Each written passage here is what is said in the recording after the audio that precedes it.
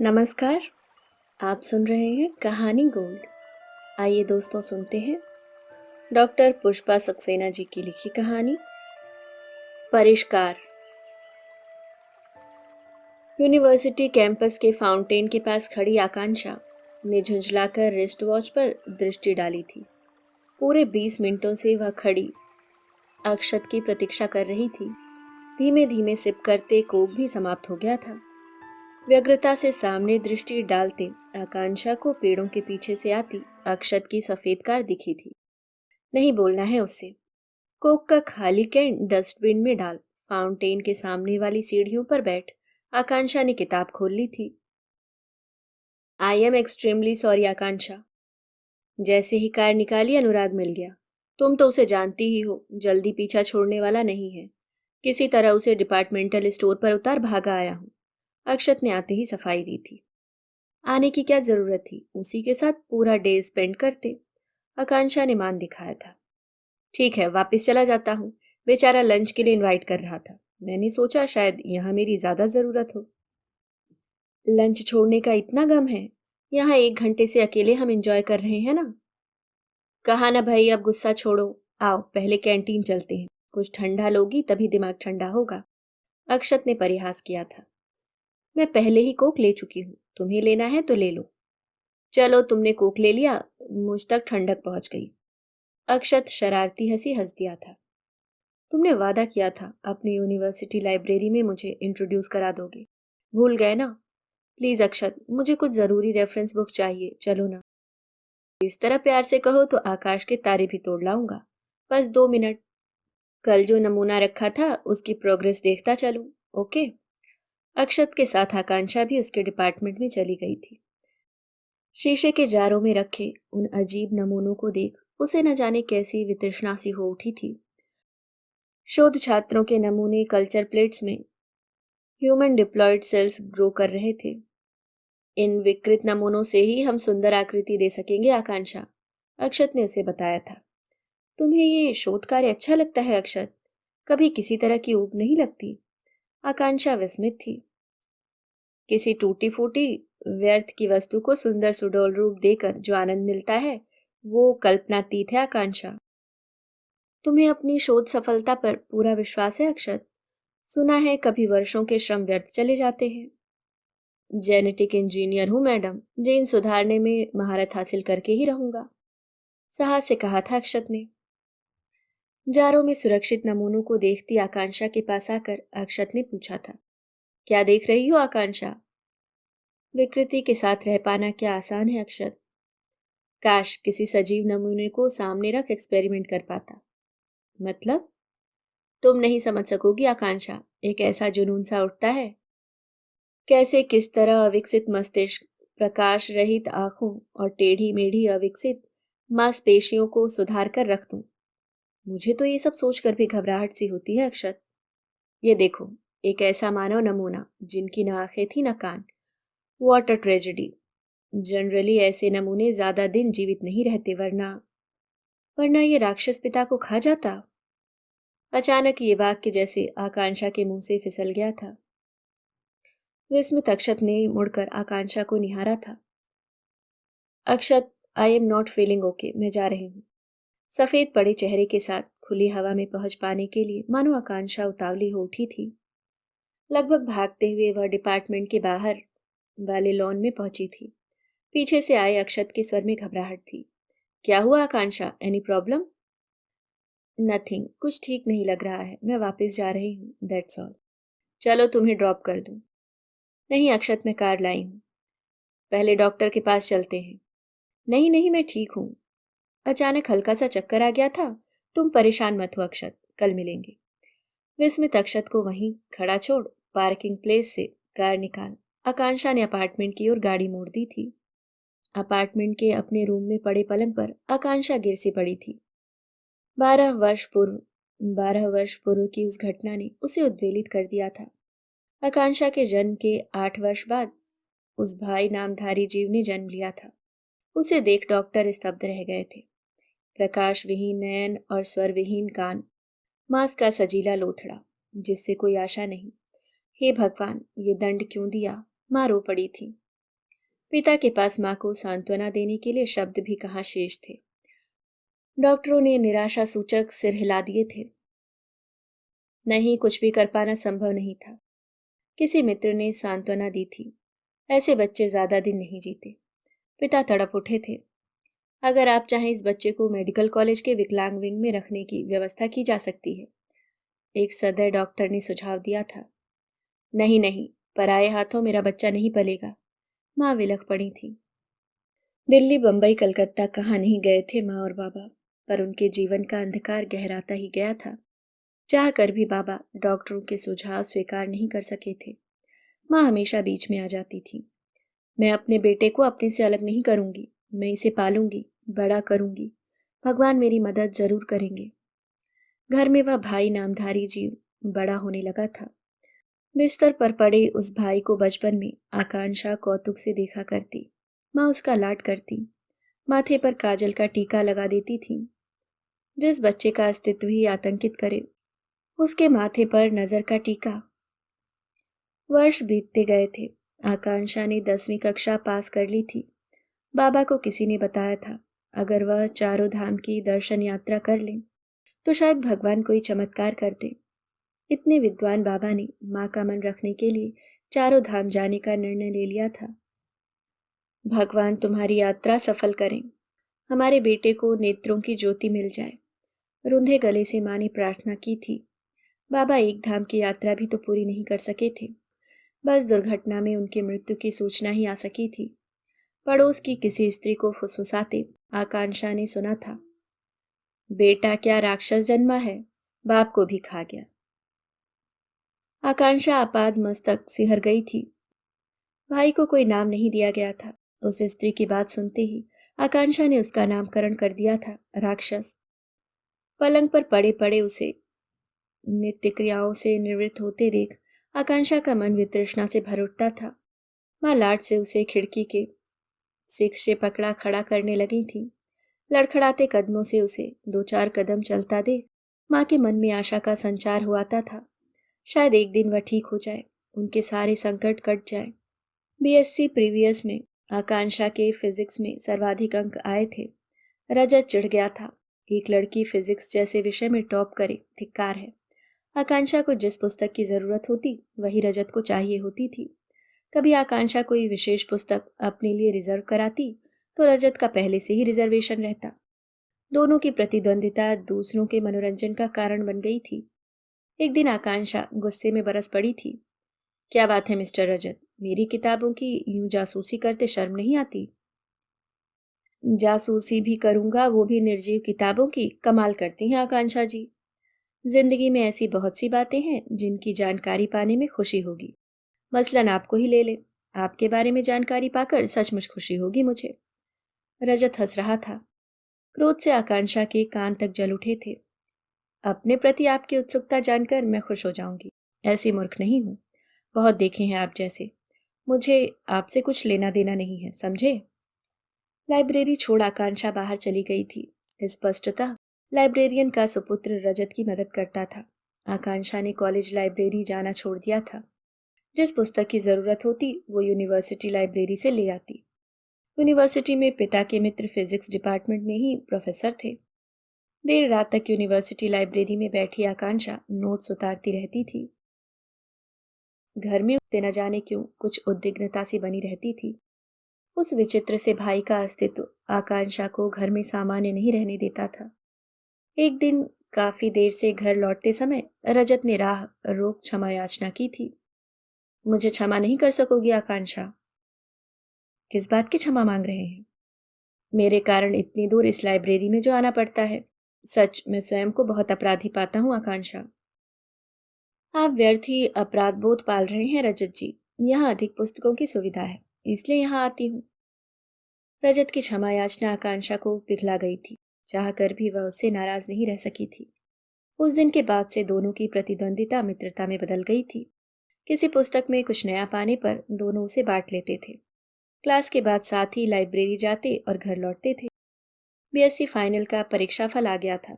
आकांक्षा ने 2 अंक अधिक प्राप्त कर प्रथम स्थान पाया था और रजत द्वितीय स्थान पर रहा था। कॉन्ग्रेचुलेशंस आकांक्षा।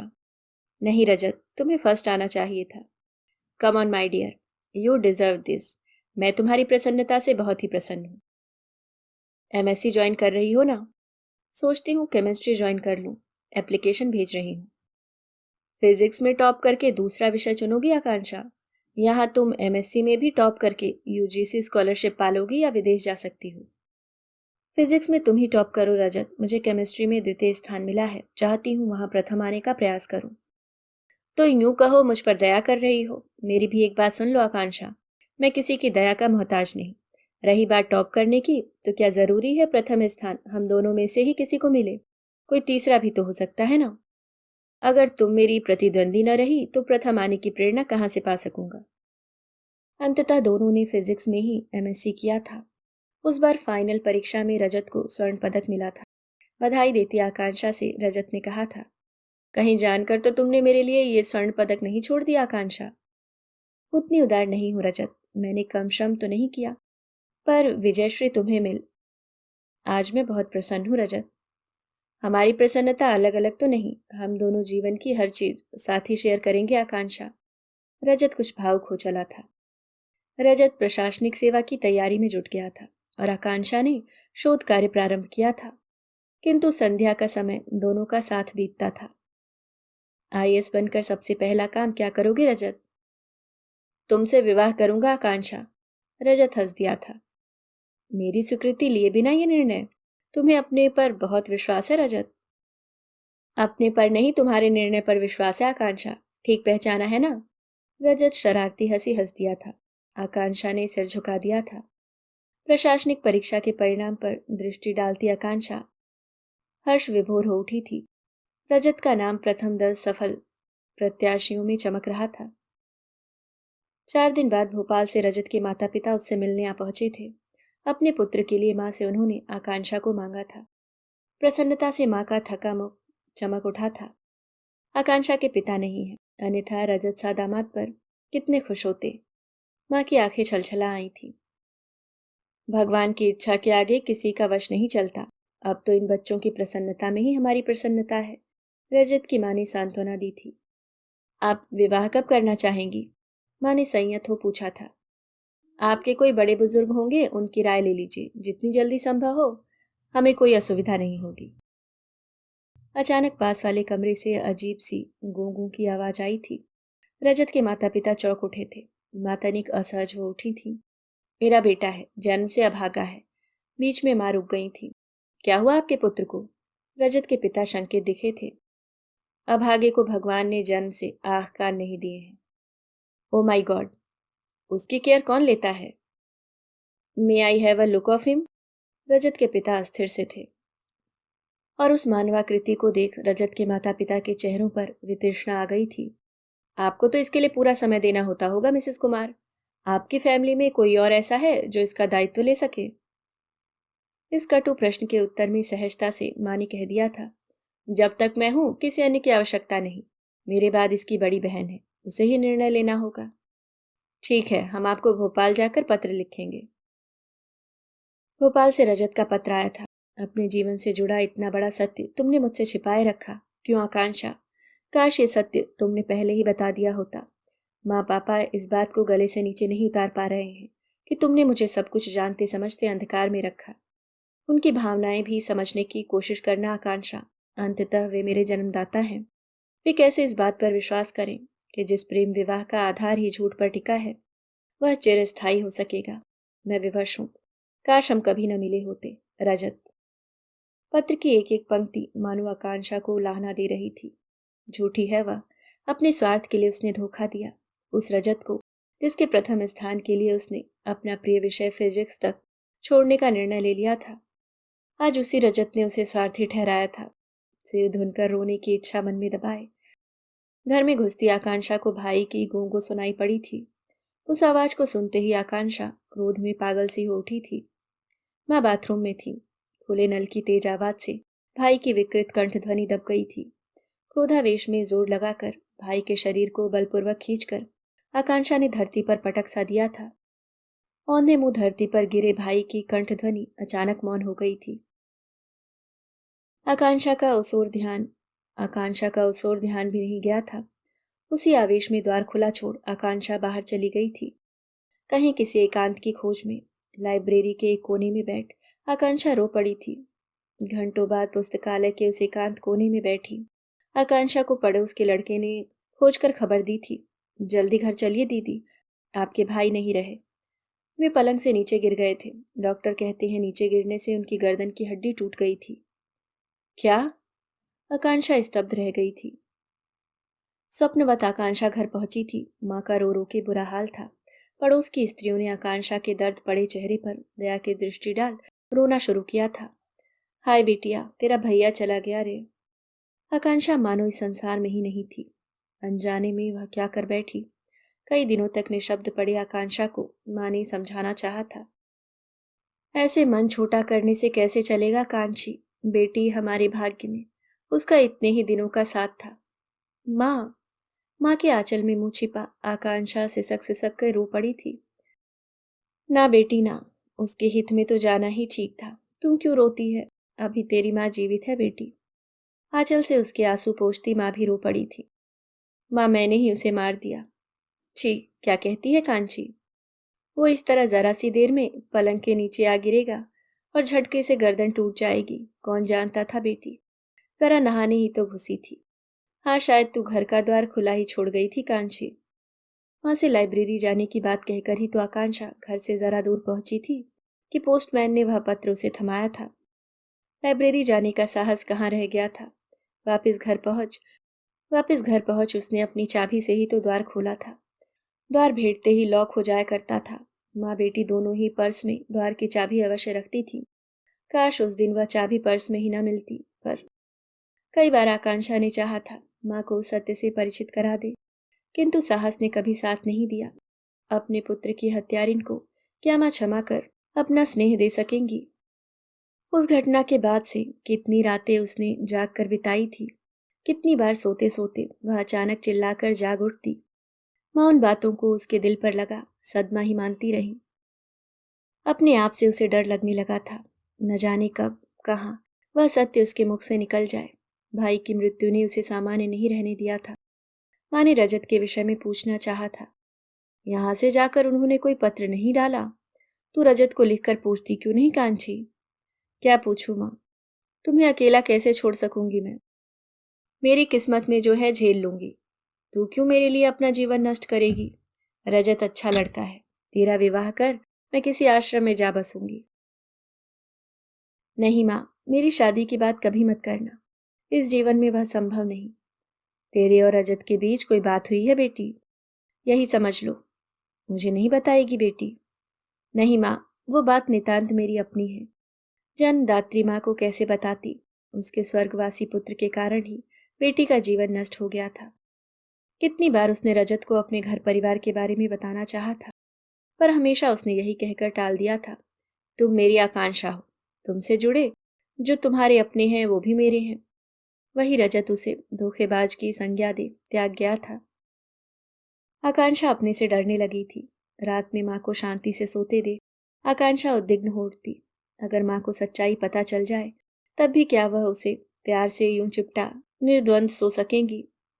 भाई की जिस गूंगों की आवाज से वह घृणा करती आई थी, रात के गहन सन्नाटे में अब वह निरंतर वही सुनती रहती थी। न जाने अंत में उसे कितना कष्ट हुआ होगा। कभी कभी अपने को दंडित करने के लिए आकांक्षा गर्मियों की तिलमिलाती धूप में यूनिवर्सिटी से घर तक पैदल आती, बदहवा से उठती थी। अपराध बोध उस पर कभी इस हद तक हावी हो उठता कि माँ शंकित हो उठती। तुझे क्या हो गया है कांची? खाने पीने की सुध भी नहीं रहती। क्या सोचती रहती है मेरी बच्ची? माँ, भाई के बिना तेरा सब कुछ खत्म हो गया ना? उदास आकांक्षा माँ के निष्प्रभ मुख पर दृष्टि जमा देती थी। सच कहूं कांची, उसके हक में तो चला जाना ही ठीक था, पर माँ हूं ना। लेकिन तूने ये कैसी बात कह दी बेटिया? मेरा सब कुछ अब तू है कांची। भगवान तुझे सुखी रखे। विभाग में कार्य करती आकांक्षा अचानक गलतियां कर जाती। विभागाध्यक्ष विभागाध्यक्ष विस्मित होते। उस प्रभावशाली लड़की से ऐसी त्रुटि। कहाँ खो गई हो आकांक्षा? Sorry sir. आकांक्षा जैसे अचानक जाग उठती। क्या बात है, माँ तो ठीक है ना? जी सर। ऐसा लगता है तुम अपना आत्मविश्वास खो रही हो। क्यों आकांक्षा? पता नहीं क्यों सर, मुझे हमेशा डर लगता है। किस बात का डर आकांक्षा? आकांक्षा मौन रह गई थी। घर में माँ से आकांक्षा कभी बचकाने प्रश्न पूछ बैठती। माँ अगर कोई पाप करे तो क्या उसे सचमुच नर्क में दंड मिलता है? हाँ बेटी, मैं भी तो नर्क भोग रही हूँ, न जाने क्या गलती की थी। पर माँ तूने तो कोई गलती नहीं की, दंड तो मुझे मिलना चाहिए। छी मेरी बच्ची, भगवान तुझ पर दयालु रहे, दुखों का साया भी तुझ पर न पड़े। माँ भयभीत हो उठती। उस दिन पास के घर में पुलिस आई थी। देख तो कांची, गिरजा ताई के यहाँ पुलिस क्यों आई है? मैं नहीं जाऊंगी माँ। अरे वो तेरी बूढ़ी ताई हैं, परेशानी में हमें उनका साथ देना चाहिए ना, चल मेरे साथ। माँ आकांक्षा का हाथ पकड़ गिरजा ताई के घर ले गई थी। गिरजा ताई का हृदय दावक रुदन सुन आकांक्षा सिहर गई थी। पड़ोसियों ने सूचित किया था, बेचारी की एकमात्र बेटी जलकर मर गई। अरे जलकर नहीं, जलाकर मार दी गई है, दूसरा पड़ोसी फुसफुसाया था। हाय मेरी बेटी रे, कहाँ से पाऊंगी मैं अपनी लाडली। गिरजा ताई को संभाल पाना कठिन था। आकांक्षा सामान्य न हो सकी थी। 2 दिन बाद पुलिस इंस्पेक्टर माँ के पास भी आया था। द्वार खोलती आकांक्षा इंस्पेक्टर को देख एकदम पीली पड़ गई थी। झटके से द्वार बंद कर वापस भाग उसने कमरा बंद कर लिया था। इंस्पेक्टर के पुनः द्वार खटखटाने पर माँ ने द्वार खोला था। ये क्या आकांक्षा? इंस्पेक्टर देख तो इस कदर डर क्यों गई थी? क्या सोचा होगा उसने? माँ स्पष्टतः रुष्ट थी। मुझे डर लगता है माँ। किस बात का डर? तू मुझसे कुछ छिपाती है कांची, कहीं रजत के साथ कुछ गलती तो नहीं कर दी? माँ चिंतित हो उठती। कहीं अनजाने में लड़की से कोई अपराध तो नहीं हो गया? पिता के मित्र विभागाध्यक्ष ने भी आकांक्षा की माँ से उसके प्रति चिंता व्यक्त की थी। न जाने क्यों आकांक्षा सामान्य नहीं लगती, घर में सब ठीक तो है ना? जी हाँ, शायद भाई की मृत्यु और रजत से अलगाव इसकी वजह हो। सोचता हूँ स्थान परिवर्तन आकांक्षा के लिए अच्छा रहेगा। विवाह के लिए तो वह तैयार नहीं है। कहाँ भेजूं उसे? आप तो पूरी स्थिति जानते ही हैं। माँ के नयन भर आए थे। आप परेशान न हो, मैं पूरी कोशिश करूंगा। विभागाध्यक्ष ने माँ को आश्वासन दिया था। कुछ ही दिनों बाद विभागाध्यक्ष ने अचानक आकांक्षा को बुलाकर कहा था, तुम्हारा रिसर्च वर्क कैसा चल रहा है आकांक्षा? 2 एक्सपेरिमेंट्स के रिजल्ट ठीक नहीं आए हैं सर। मुझे लगता है किसी वजह से तुम काम में पूरी तरह इन्वॉल्व नहीं हो पा रही हो। मैं पूरी कोशिश करूंगी सर, आपको शिकायत का मौका ना दें। संयुक्त राज्य की 2 छात्रवृत्तियां आई हैं। अगर तुम इंटरेस्टेड हो तो मैं तुम्हें नॉमिनेट कर सकता हूँ। माँ से पूछकर बताऊंगी सर। माँ ने सहर्ष स्वीकृति दे दी थी। नई जगह जाकर तो इस हादसे को भुला सकेगी कांची। तू चली जा। पर तुम अकेली पड़ जाओगी माँ। आकांक्षा चिंतित थी। मेरी चिंता छोड़, अपने घर में तेरी दीपा मौसी को रख लूंगी। दोनों अकेली जान आराम से रह लेंगी। दीपा सान्याल माँ की घनिष्ठ मित्र और उसकी मुंहबोली मौसी थी। आकांक्षा को सितंबर के अंत तक न्यूयॉर्क पहुंच जाना था। दीपा मौसी ने ही अपनी बहन के लड़के अक्षत को पत्र लिखा था कि वह एयरपोर्ट पर उसे रिसीव कर ले। कैनेडी एयरपोर्ट पर उतरी आकांक्षा घबरा सी गई थी। इस भीड़ में उस अपरिचित को कैसे पहचानेगी? कस्टम आदि से निपट बाहर आती आकांक्षा की दृष्टि सामने खड़े युवक के हाथ में पकड़े गए प्लेट कार्ड पर पड़ी थी। बड़े स्पष्ट अक्षरों में उसका नाम उभर आया था, आकांक्षा। उसके निकट जा धीमे से आकांक्षा ने कहा था, आकांक्षा। थैंक गॉड, आप सचमुच किसी की भी आकांक्षा हो सकती हैं। मैं अक्षत, दीपा मौसी का लाडला भांजा, आइए। शालीनता से पीछे हट उसने आकांक्षा के लिए राह दी थी। बाहर खड़ी अनगिनत कारों की संख्या देख आकांक्षा विस्मित हो उठी थी। कार की चाबी से द्वार खोल अक्षत ने आकांक्षा को बैठने के लिए आमंत्रित किया था। कार तीव्र गति से भाग चली थी। साथ भाग रहे दृश्यों को देख आकांक्षा मुग्ध हो उठी थी। पूरे रास्ते अक्षत रनिंग कमेंट्री देता गया था। एक रेस्टोरेंट के सामने कार रोक अक्षत ने कहा था, आइए कोल्ड ड्रिंक ले लें, फिर आपको हॉस्टल पहुंचा दूंगा। नहीं नहीं, पहले हॉस्टल ही जाना चाहूंगी। अभी प्लेन में इतना सब दिया गया कि कुछ और ले पाने की गुंजाइश भी नहीं है। श्योर, कोल्ड ड्रिंक भी नहीं चलेगा? ना। As you wish. अक्षत ने कार उसके हॉस्टल के सामने ही लाकर रोकी थी। सामान उठाते अक्षत को देख वह झिझक गई थी। आप रहने दे, मैं ले जाऊंगी। आप लकी हैं मिस, जो बोझा उठाने के गुलाम हाजिर है, वरना यहाँ अपने काम के लिए अपने 2 हाथों पर ही निर्भर रहना होता है। कुछ दिनों में जान जाएंगी, यहाँ महिलाओं को पुरुषों से विशेष मद नहीं मिलती है मिस आकांक्षा। थैंक यू, आप मुझे सिर्फ आकांक्षा ही पुकारें अक्षत जी। फिर मैं क्यों अक्षत जी कहलाऊं? अच्छा भला सा नाम है, अक्षत। चाह कर भी मेरा नुकसान नहीं कर सकेंगी आकांक्षा। दोनों हंस पड़े थे। अक्षत के वहां रहने से सब कुछ कितना आसान हो गया था। डिपार्टमेंट में पहुंचकर डिपार्टमेंट में पहुंचाकर अक्षत ने ही समझाया था। अमेरिकन भोजन उसे अप्रिय लगा तो अक्षत ने समझाया था, एक पार्टनर के साथ अपार्टमेंट लेना ठीक रहेगा, वहां अपने मन का खाना भी बना सकती हो और हॉस्टल के मुकाबले अपार्टमेंट सस्ता भी पड़ेगा। अक्षत के प्रयासों से ही पिछले 6 मास से आकांक्षा एक दक्षिण भारतीय लड़की के साथ अपार्टमेंट शेयर कर रही थी। अक्षत पर आकांक्षा कितना निर्भर करने लगी थी। एक दिन अक्षत हंस पड़ा था। कभी तुम्हारे साथ रहते लगता है विवाह के पहले ही उत्तरदायी पति बन गया हूं। छी, ठीक है, अब कभी कोई काम करने को नहीं कहूंगी। आकांक्षा रुष्ट हो गई थी। फिर तो मुश्किल है, अपनी आदत ही हुक्म बजा लाने की पड़ गई है। तुम अगर ऑर्डर नहीं दोगी तो बेमौत मर जाऊंगा। आकांक्षा उसकी नाटकीय मुद्रा पर हंस पड़ी थी। जो भी हो, अक्षत के कारण भारत में रह रही माँ की आकांक्षा को भी चिंता मुक्त कर गया था। इस शांतिपूर्ण जीवन में आज अचानक ये उद्वेलन क्यों? कॉल बेल बज रही थी। मुश्किल से उठकर आकांक्षा ने द्वार खोला तो अक्षत को व्यग्र खड़ा पाया। कैसी हो आकांक्षा? मैं काम में कंसंट्रेट नहीं कर पा रहा था, इसलिए चला आया। ठीक हूँ अक्षत, थैंक्स। पर तुम्हारा चेहरा तो दूसरी ही कहानी कह रहा है। मुझसे सच नहीं बताओगी आकांक्षा? यहाँ हम एक दूसरे के सहारे ही तो रहते हैं। तुम्हारा कष्ट जाने बिना दूर कैसे कर सकता हूँ? अक्षत की वाड़ी में न जाने क्या था। आकांक्षा अपने हाथों में मुंह छिपा रो पड़ी थी। प्यार से आकांक्षा का सिर वक्ष से सटा। उसके केश सहलाता अक्षत मौन खड़ा रह गया था। रोते हुए आकांक्षा ने उस कटु सत्य की कहानी टूटे फूटे शब्दों में सुना डाली थी। आज अक्षत के साथ जार में रखे उस नमूने ने उसे सब याद दिला दिया था। मैं हत्यारिन हूँ, अपराधिनी हूँ। अक्षत, मैं क्या करूं? वो कहानी सुन अक्षत स्तब्ध रह गया था। बहुत देर निर्वाक बैठे अक्षत को ताक आकांक्षा ने कहा था, मुझे पुलिस में दे दो अक्षत, मैंने उसकी हत्या की है। तुम्हें दंड दिलाकर तुम्हारी माँ को क्यों दंडित करूं आकांक्षा? आकांक्षा की प्रश्न भरी दृष्टि के उत्तर में अक्षत ने कहा था, उत्तेजना में भाई को धक्का देते समय तुम सामान्य नहीं थी। क्रोधावेश में व्यक्ति पागल हो जाता है। सच कहो, क्या तुमने सोचा था तुम उसकी हत्या कर रही थी? आकांक्षा ने नकारात्मक सिर हिलाया था। वो एक दुर्घटना थी आकांक्षा। भाई बहन लड़ते समय एक दूसरे को धक्का देते हैं। शायद यह भी वैसी ही एक घटना थी, पर इसका अंत त्रासदीपूर्ण था।